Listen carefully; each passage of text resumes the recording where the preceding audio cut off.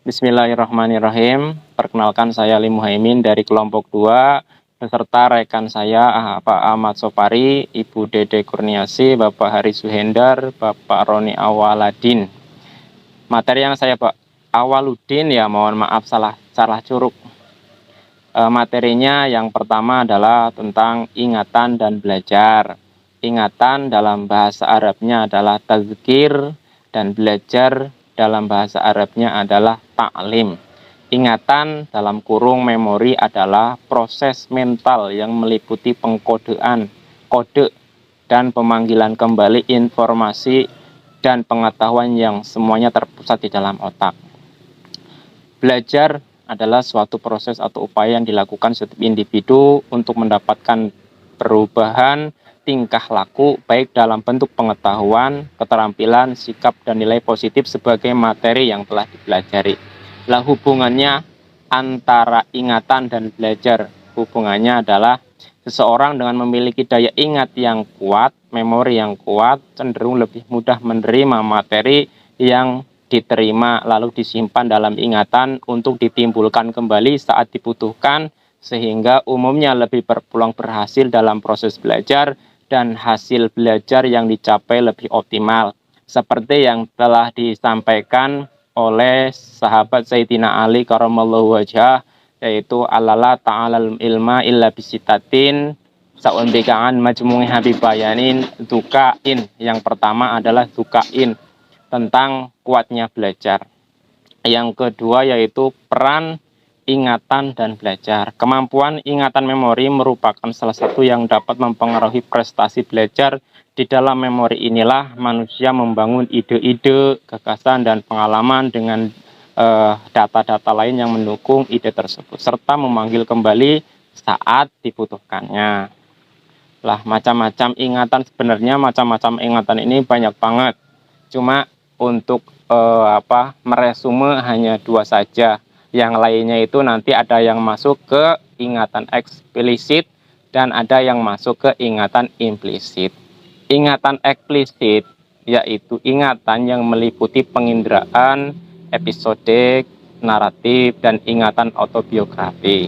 Ciri-cirinya yaitu berkembang belakangan memiliki sumber ingatan yang jelas. Ingatannya yaitu jelas.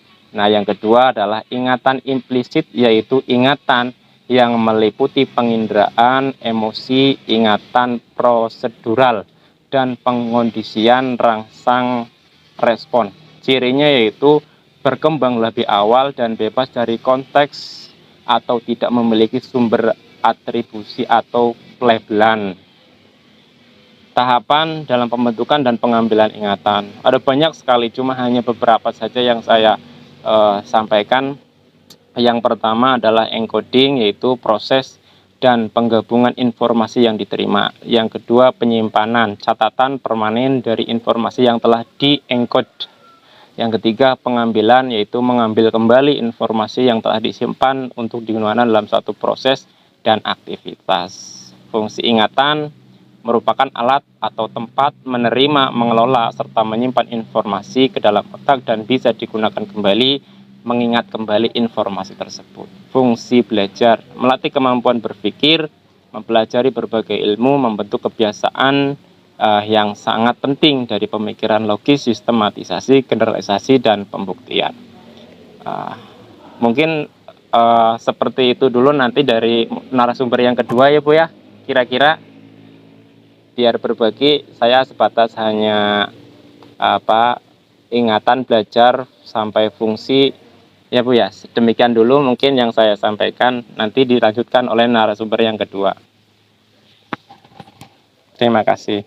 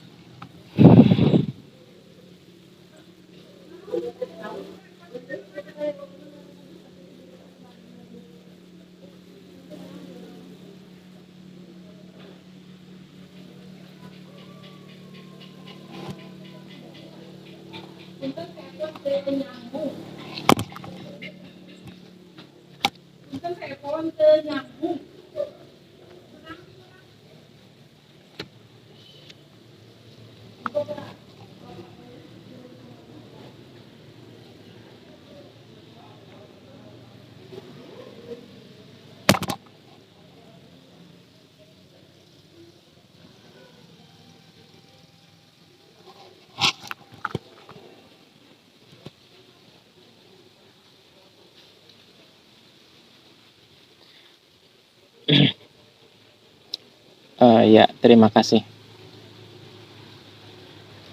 Satu-satu ini jawabannya. Satu-satu dulu ya.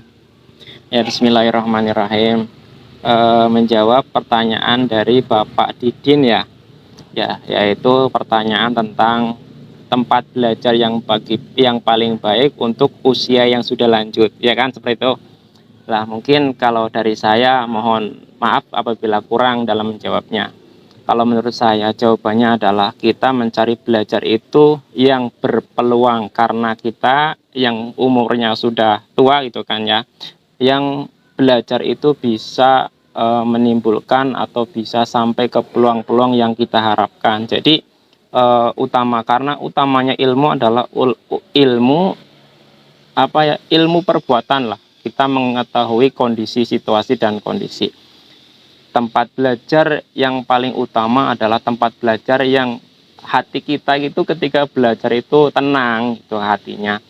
Yang kedua, kita bisa lebih berpotensi ketika kita masuk ke lembaga pendidikan apapun, kita lebih berpotensi dalam memahami keilmuan-keilmuan yang ada di lembaga tersebut. Mungkin sebagian jawaban yang saya sampaikan itu, Pak. Yang pertama adalah tempat belajar yang berpeluang, gitu kan. Peluangnya yaitu yang bisa membangkitkan motivasi, baik itu tentang peribadahan, keilmuan, perekonomian, dan lain sebagainya. Itu jawaban yang pertama. Kalau tidak puas ya mohon maaf. Terus yang kedua itu pertanyaannya adalah tadi apa ya? Bagaimana caranya meningkatkan daya ingat? Ya, itu ada di kitab Ta'limul Muta'alim, adalah menerangkan tentang sesuatu yang bisa membuat kita itu lebih kuat dalam mengingat sebuah keilmuan. Itu ada kalau di luar psikologi itu adalah makan buah-buahan, makan buah delima, itu kan mengurangi dahak dengan cara digurah. Itu adalah metode-metode menguatkan ingatan-ingatan supaya ingatan kita itu lebih kuat. Kalau mungkin di sisi psikologi, mungkin kita lebih memfokuskan pikiran kita supaya apa yang informasi-informasi yang kita sampaikan sehingga mudah untuk tersimpan dan nantinya juga mudah untuk kita panggil kembali saat dibutuhkan. Itu yang kedua. Yang ketiga, mengapa belajar di usia tua itu mudah mengingat dan mudah lupa, itu kan ya. Yang pertama, mudah ingat karena alur-alur memori-memori yang dulunya pernah masuk, sehingga bisa mengawal ingatan-ingatan yang baru masuk, sehingga materi-materi atau informasi yang masuk itu mudah sekali untuk diterima. Karena sudah ada yang mengawal, yaitu adalah memori-memori yang dulunya pernah masuk, sehingga memori-memori dulu yang pernah masuk itu mengawal informasi baru sehingga mudah untuk diterima di masa kini. Lah, yang keduanya kenapa kita mudah lupa, yaitu yang pertama bertambahnya usia, bertambahnya pemikiran, bertambahnya kebutuhan, bertambahnya kesibukan. Itulah sisi lain yang membuat ketika orang dewasa itu mudah untuk lupa. Mungkin dari saya 3 jawaban itu, mudah-mudahan tidak puas, supaya diskusi pada kesempatan siang kali ini bisa hidup. Terima kasih. Barangkali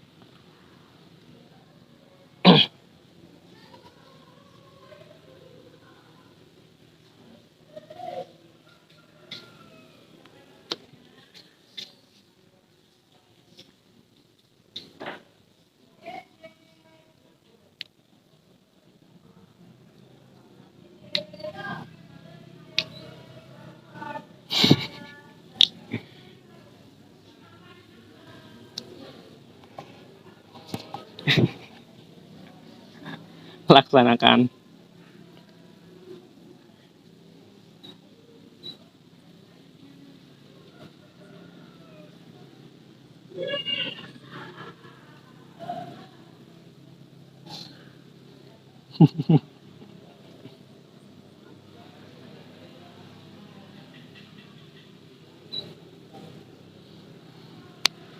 Monggo silakan, ada barangkali ada yang mau menambahkan.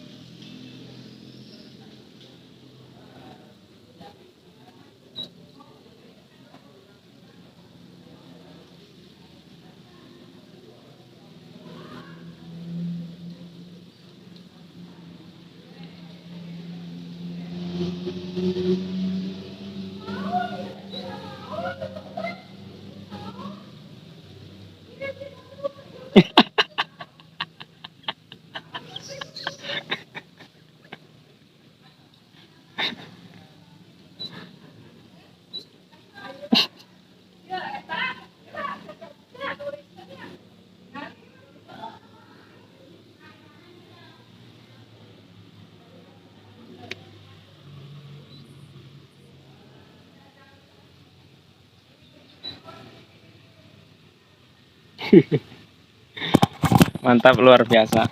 Ya memang yang namanya kita melakukan sebuah dosa juga bisa menghapa tentang ingatan-ingatan kita. Itu kan katanya yang namanya ilmu itu kan benda halus, itu kan tidak mau bersatu dengan yang namanya benda kasar gitu. Seperti itu.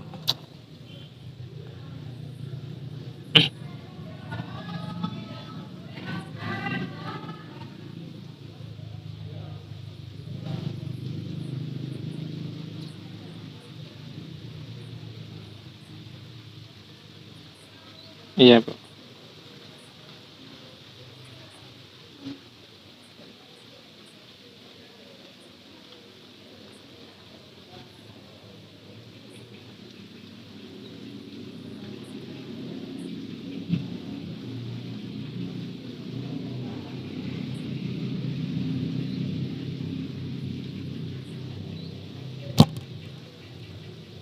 Iya, iya, Bu.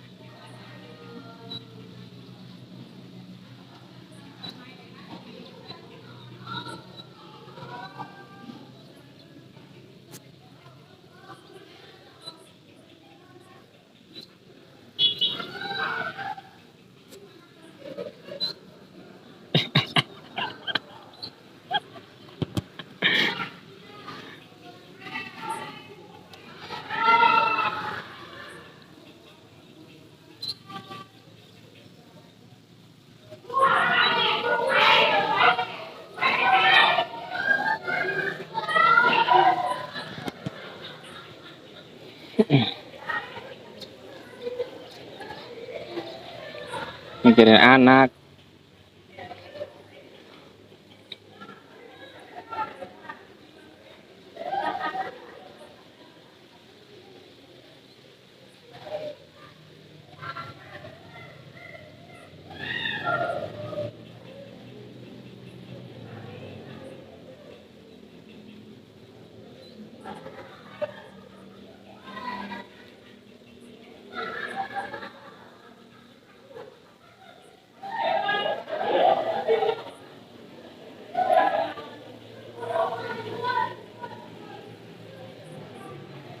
Iya,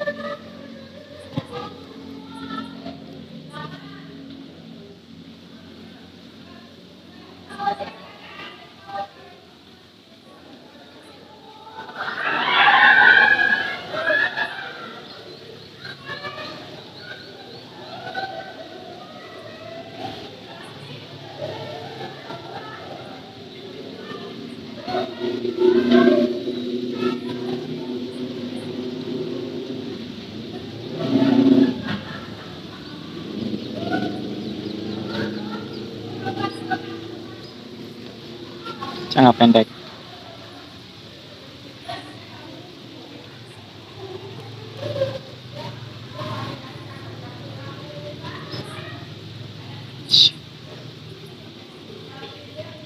Iya, Bu.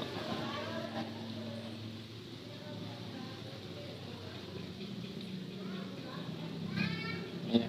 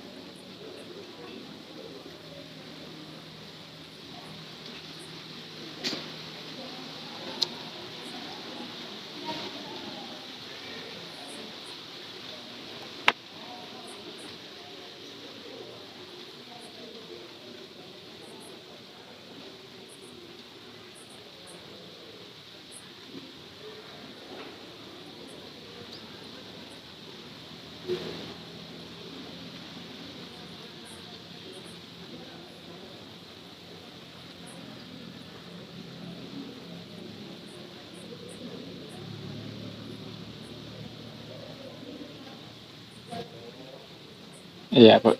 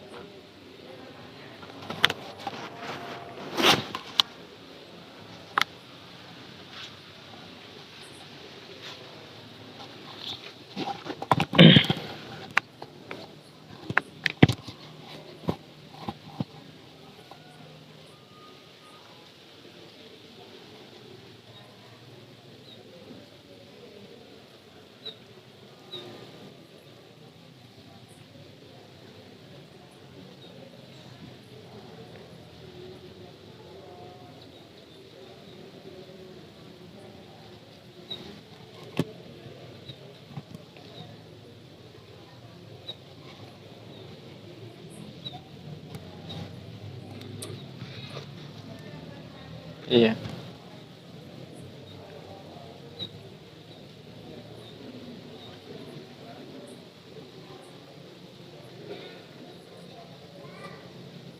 Rekupa.